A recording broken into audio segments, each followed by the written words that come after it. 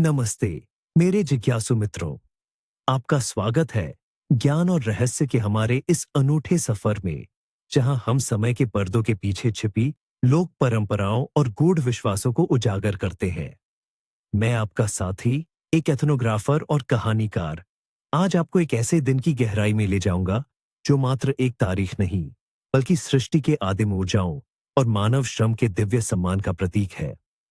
कल्पना कीजिए एक ऐसे क्षण की जब ब्रह्मांड की हर संरचना, हर उपकरण, हर शिल्प एक पवित्र ऊर्जा से भर उठता है। एक ऐसा दिन जब अदृश्य शक्तियां जागृत होती है और भाग्य का चक्र एक नई दिशा लेता है। आज 17 सितंबर हम बात करेंगे एक ऐसे पर्व की जो केवल त्योहार नहीं, बल्कि जीवन के हर सृजनात्मक कार्य को समर्पित एक गहन अनुष्ठान है। यह है विश्वकर्मा पूजा, जिसे कन्या संक्रांति के नाम से भी जाना जाता है। एक ऐसा दिन जहां दिव्य शिल्पकार स्वयं धरती पर उतरते हैं, अपने भक्तों को आशीर्वाद देने और उनके कर्मों को नई दिशा देने के लिए। क्या आप तैयार हैं इस रहस्यमय यात्रा के लिए? यह दिन भारतीय उपमहाद्वीप में, विशेषकर पूर्वी राज्यों जैसे ओडिशा, पश्चिम बंगाल, बिहार, झारखंड और असम में बड़े उत्साह के साथ मनाया जाता है। यह सिर्फ एक छुट्टी नहीं, बल्कि एक पवित्र अवसर है जब लोग अपने औजारों, मशीनों, वाहनों और उपकरणों को पूजते हैं, क्योंकि वे ही उनके जीवन यापन का साधन है, उनकी रोजी रोटी है। इस दिन हर कार्यशाला, हर फैक्ट्री, हर घर जहां उपकरण और मशीनें हैं, एक मंदिर में बदल जाता है। कन्या संक्रांति सूर्य के कन्या राशि में प्रवेश का प्रतीक है, जो सौर कैलेंडर के महत्वपूर्ण बदलावों में से एक है। यह कृषि चक्र में भी एक महत्वपूर्ण मोड़ का संकेत देता है, जहां प्रकृति अपनी उर्वरता का प्रदर्शन करती है और मानव अपनी मेहनत से उसे संवारता है।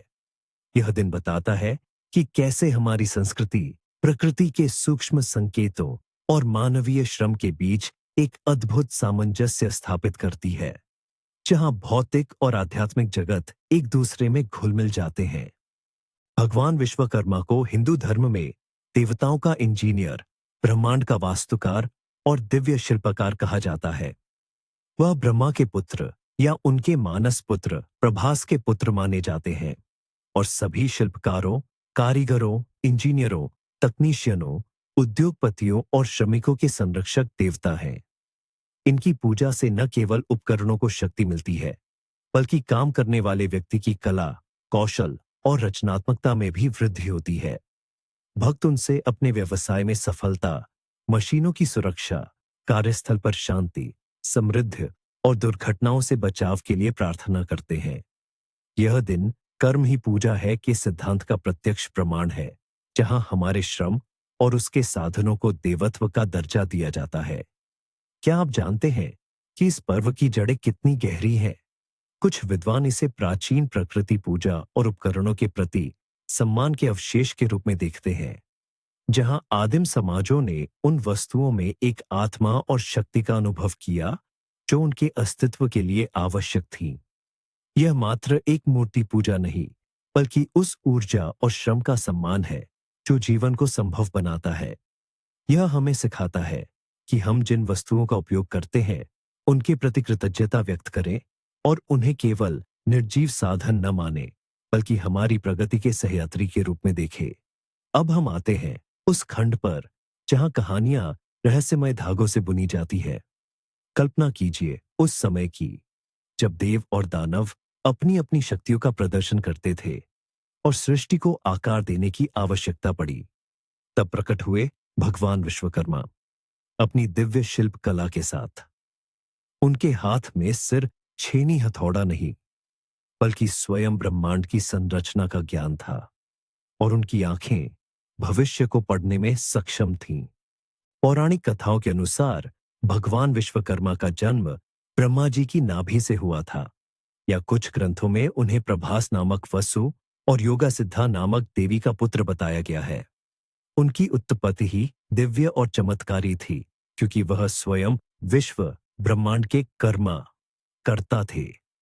उनका आविर्भाव तब हुआ जब देवताओं को ऐसे अस्त्र शस्त्र और निवास स्थानों की आवश्यकता पड़ी जो उनकी शक्ति और सामर्थ्य को बढ़ा सके। भगवान विश्वकर्मा ने अपने दिव्य हाथों से अनगिनत अद्भुत रचनाएं की, जिनमें से कुछ तो आज भी किंवदंतियों में जीवित हैं और हमारे ब्रह्मांड की कल्पना को चुनौती देती है।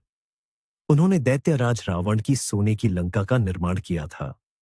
यह ऐसी भव्य नगरी थी जिसकी दीवारों में हीरे जवाहरात जड़े थे और इसकी चमक दूर से ही दिखाई देती थी। इसकी वास्तुकला इतनी जटिल और अलौकिक थी कि कोई मानव इसे सोच भी नहीं सकता था।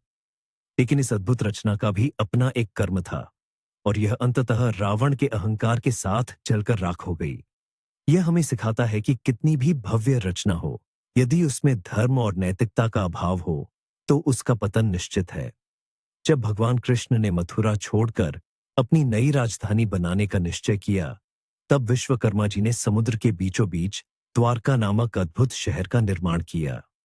ये एक ऐसा शहर था जो सोने और रत्नों से जगमगाता था, जहां हर भवन दिव्य सौंदर्य से परिपूर्ण था।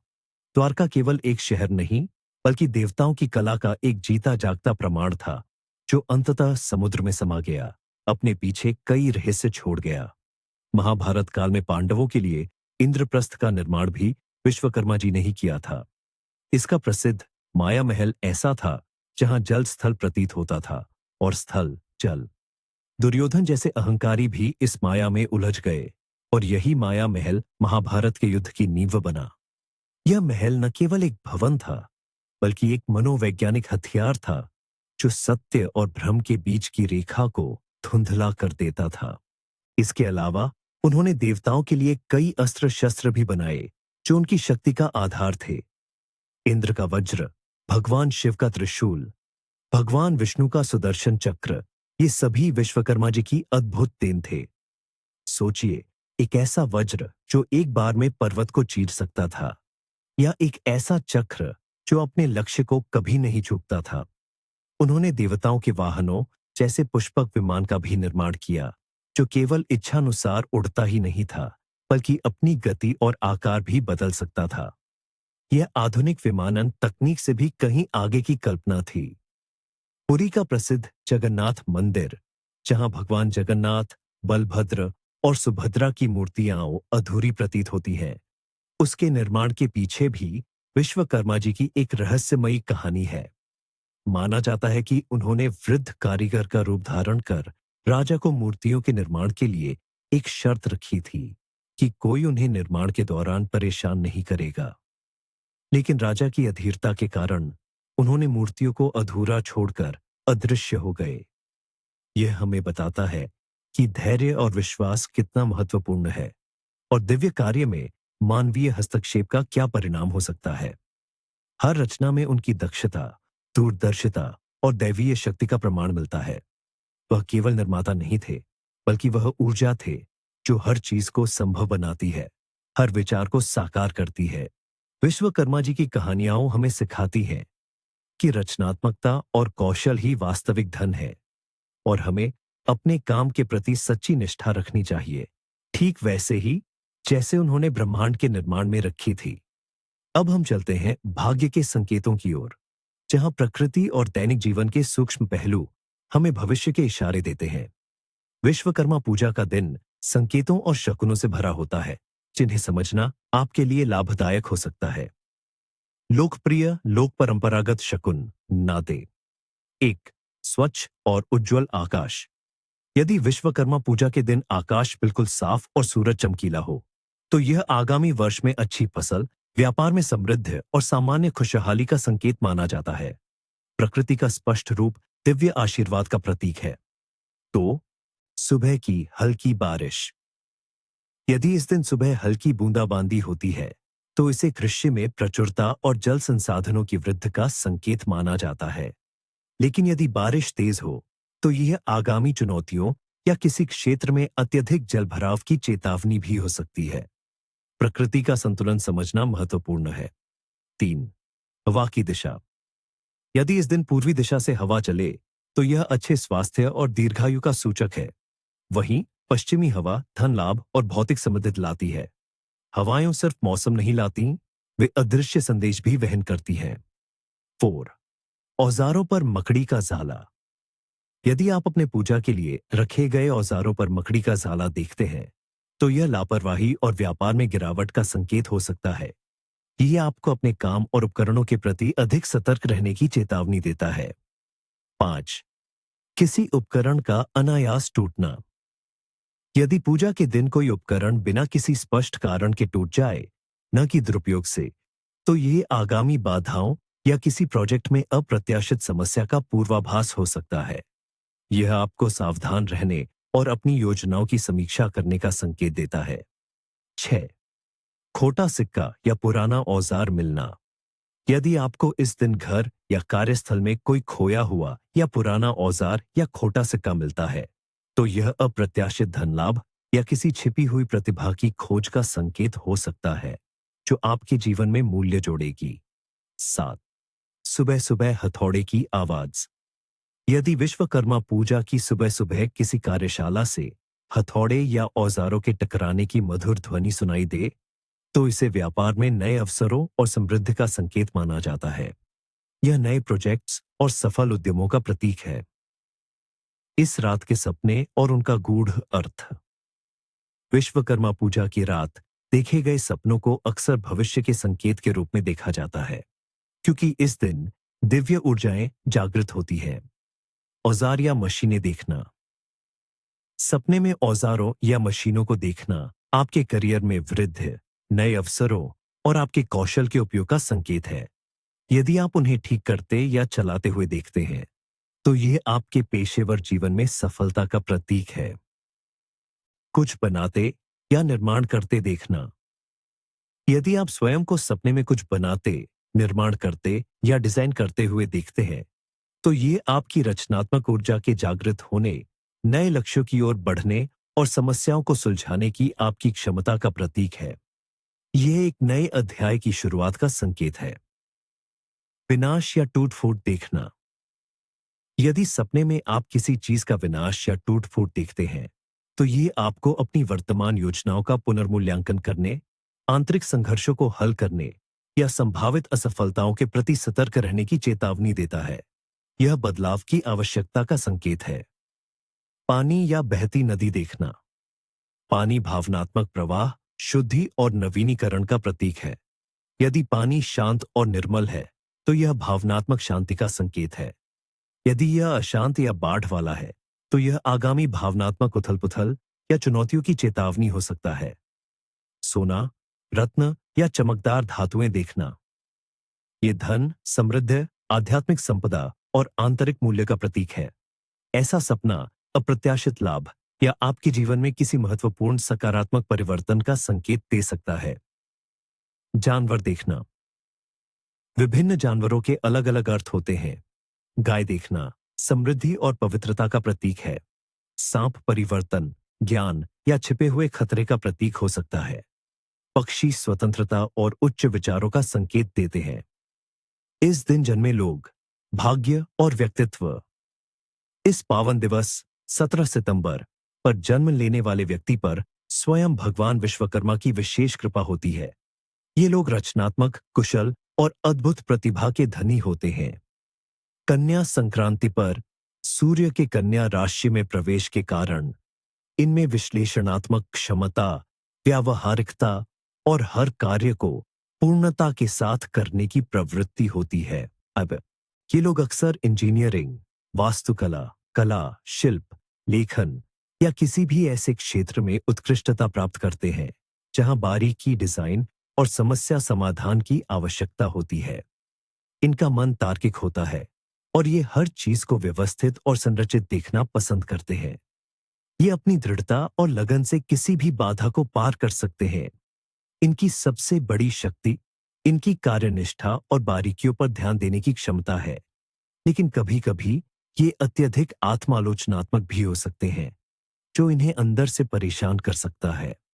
इनकी नियति अक्सर अपने हाथों से कुछ महान रचने की होती है, चाहे वह एक इमारत हो, एक मशीन हो, एक कलाकृति हो या विचारों की एक प्रणाली।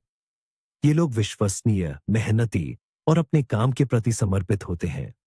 इन्हें अक्सर मास्टर क्राफ्ट्समैन या आर्किटेक्ट ऑफ लाइफ कहा जा सकता है। अब बात करते हैं उन परंपराओं और अनुष्ठानों की जिन्हें इस पवित्र दिन पर पालन करना अत्यंत शुभ माना जाता है। ये केवल रीति रिवाज नहीं, बल्कि आपकी समृद्धि और कल्याण के लिए प्राचीन मार्गदर्शिकाएं हैं। भगवान विश्वकर्मा की पूजा और औजारों का सम्मान। लक्ष्य: अपने व्यवसाय, मशीनों और औजारों के लिए दिव्य आशीर्वाद प्राप्त करना। कार्यस्थल पर सुरक्षा, समृद्धि और रचनात्मकता में वृद्धि करना। क्या चाहिए?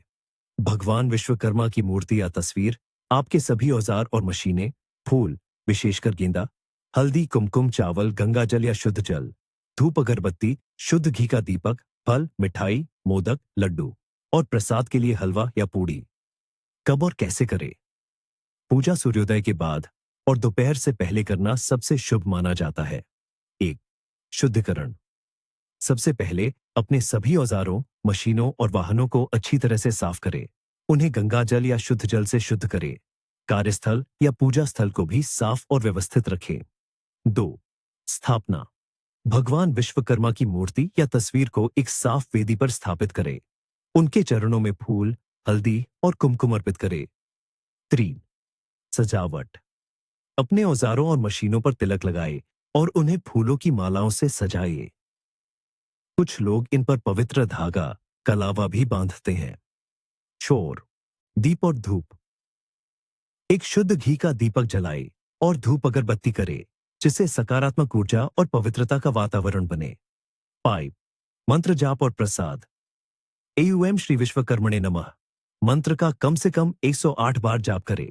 फिर भगवान विश्वकर्मा को फल, मिठाई और विशेष रूप से तैयार किया गया प्रसाद जैसे हलवा अर्पित करें। अपनी प्रार्थनाएं व्यक्त करें, अपनी सफलता और सुरक्षा के लिए आशीर्वाद मांगे।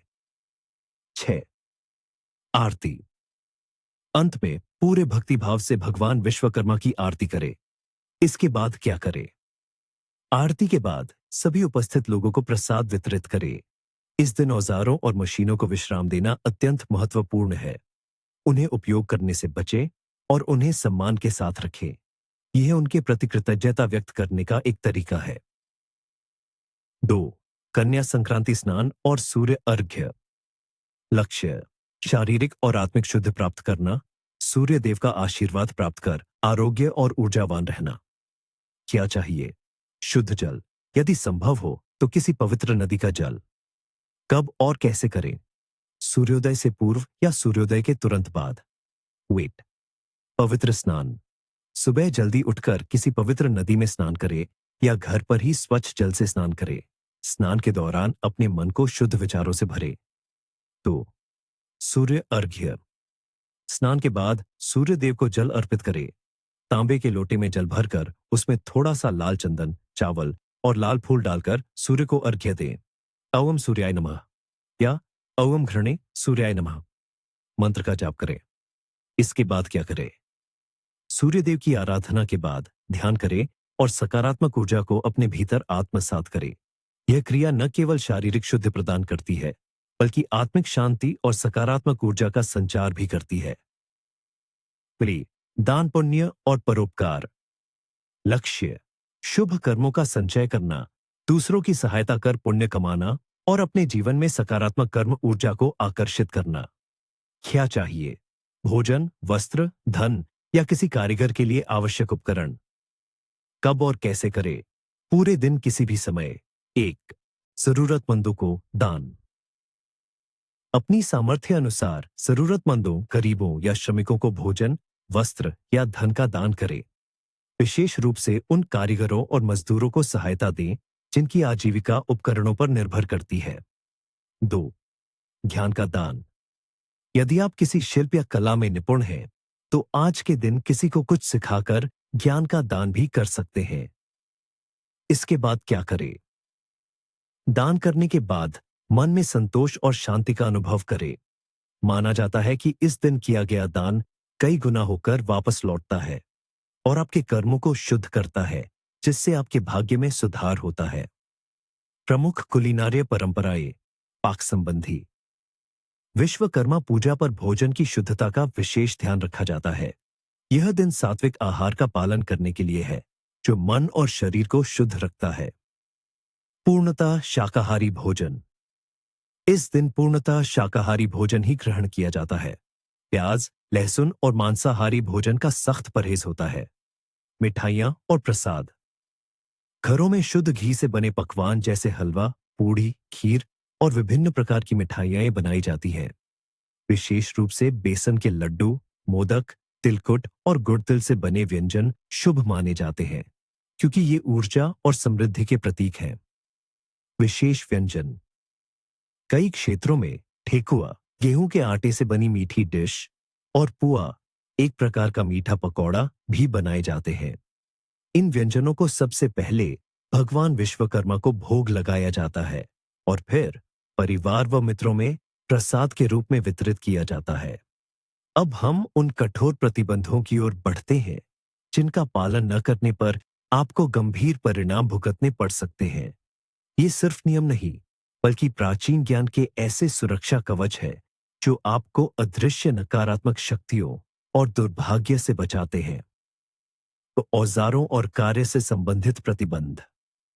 औजारों का उपयोग न करें। यह दिन औजारों और मशीनों के आराम का दिन है। भूलकर भी अपने औजारों, मशीनों या वाहनों का उपयोग किसी भी प्रकार के काम के लिए न करें।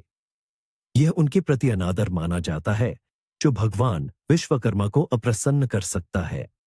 ऐसी मान्यता है कि जो व्यक्ति इस दिन उपकरणों का उपयोग करता है, उसके औजार जल्दी खराब होते हैं, कार्य में बाधाएं आती है और दुर्घटनाओं का जोखिम बढ़ जाता है। अपने औजारों को इस दिन एक जीवित सत्ता मानकर उन्हें सम्मान दें।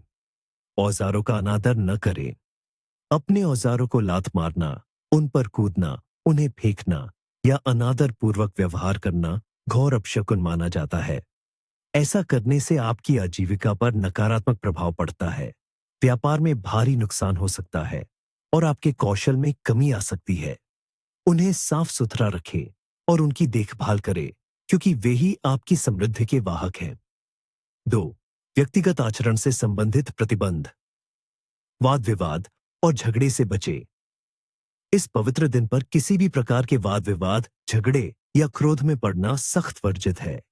नकारात्मक ऊर्जा घर और कार्यस्थल में प्रवेश करती है, जिससे शांति भंग होती है, रिश्तों में खटास आती है और यह देवी देवताओं के आशीर्वाद को भी अवरुद्ध करता है। मन शांत रखे, धैर्य से काम ले और प्रेम से बात करे। असत्य न बोले और छल कपट न करे।